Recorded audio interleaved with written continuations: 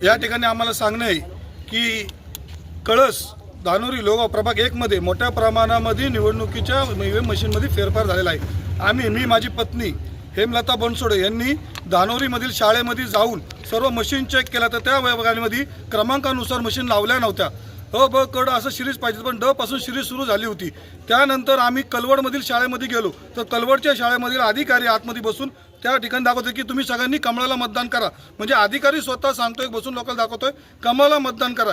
ही काय व्याख्या? त्या जाऊन आम्ही त्या ठिकाणी निश्चित केला नाही। जी तक्रार आम्ही त्या ठिकाणच्या आरोनकडे लिखित तक्रार त्या दिवशी केलेली आहे।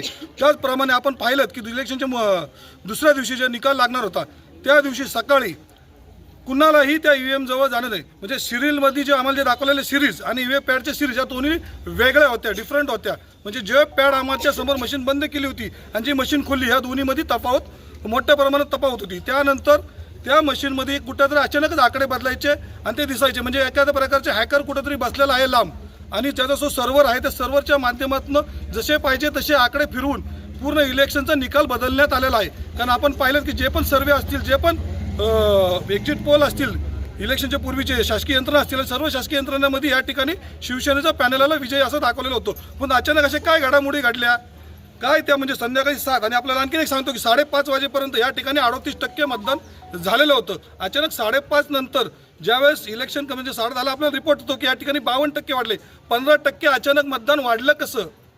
प्रत्येक पॅडमध्ये हे लोक मतं सट करतात। असंही आम्हाला कळलं की पॅडमध्ये काय करतात, 20 मतं 30 मतं 110 बूथ होते या ठिकाणी। 110 मतांमध्ये 20 जरी मतं टाकली तरी 2000 मताच्या सुमारे 2400 मतं सुमारे अंदाजे होतात।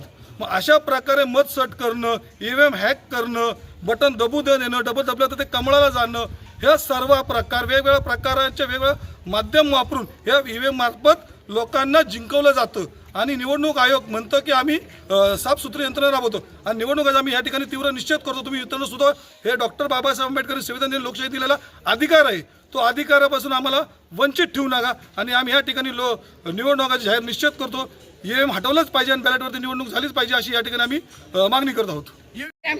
आम्हाला सर्वसामान्य माणसांनी मतदान केलं हे आम्ही ठामपणे सांगू शकतो की विजय आमचाच होता। परंतु हे मशीनमध्ये घोळ घालून इकडची बटणं दाबून तिकडे मतदान ओढून घेतले हे आम्ही स्पष्टपणे सांगू शकतो। आणि जिथं जिथं मी भेट द्यायला गेले तिथं काही ना काहीतरी घोळ दिसून येत होता, पण आम्हाला त्यांनी तर जाणून दिलं नाही, आम्हाला तिथं उभं केलं नाही की हा बाबा इथं घोळ येतं आपण बोलू, तर नाही म्हणले तुम्ही लांबूनच मशीन बघा आणि जा। हे चुकीचं होतं आणि आम्हाला सर्व 4 उमेदवारांना त्यांनी अधिकार होताना तर आम्हाला दाखवायचं होतं की हा बाबा ह्या यादीवर मशीनचा आणि यादीवरचा नंबर सारखाच आहे, आम्हाला तिथे समाविष्ट करून घ्यायचं होतं। आणि ईव्हीएम मशीनबद्दल मला धिक्कार आहे, ते परत पुन्हा येऊ नये, बॅलेट पेपरच मतदान घेतलं जावं ही माझी निवडणुकी अधिकाऱ्यांपुढे सर्वस्व मागणी आहे आणि ती पूर्ण व्हावी यासाठी आम्ही लढा देणार आहे। लोकशाहीला काळीमा फासलेली निवडणूक आहे। इथं शिवशाही आणि शाहू फुले आंबेडकरांचा जो देश होता तो आज एका हिटलरचा देश झालेला आहे, देवेंद्र फडणवीसचा देश झालेला आहे। आणि या देशामध्ये जी लोकशाही होती ती आज हुकुमशाही होणार आहे। सर्वसामान्यांच्या मताला इथं काहीही किंमत नाही। असा जर हा देश राहिला तर आपल्यासारख्या लोकांचं जगणं मुश्किल होईल आणि आपला जो समाज आहे तो पुढं कधीही जाणार नाही, एका वर्चस्वाखाली दबला जाईल आणि आपण सतत दबले जाऊन आपला विकास होणार नाही। आणि अशा ह्याला मी धिक्कार करते आणि ईव्हीएम मशीनचा धिक्कार करते।